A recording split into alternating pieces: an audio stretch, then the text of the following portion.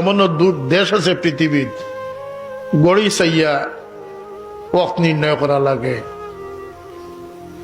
আমরা গেছি ইলা দেশ, যে দেশে কোনো আজান নাই।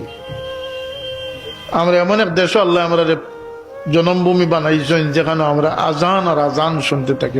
সুবহানাল্লাহ। এত কিছুর পরেও মানুষটা নামাজও যায় না, এত কিছুর পরেও সে নামাজ পড়ে না। সে মনে করে নমাজে ঠকিছে, কমবক তুমি তোমারে ঠকিস। কথা ঠিক না? ঠিক না? হালালর পথ কম থাকে, হালাল থোড়া থাকে, কিন্তু হালাল আছে কিয়ামত পর্যন্ত। হালাল আছে না নাই? জীবন আছে। হালাল থোড়া থাকে, কম থাকে।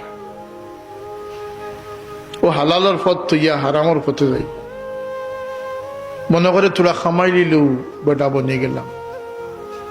আর সেইটা জিকাইবার সে খবর রাখ।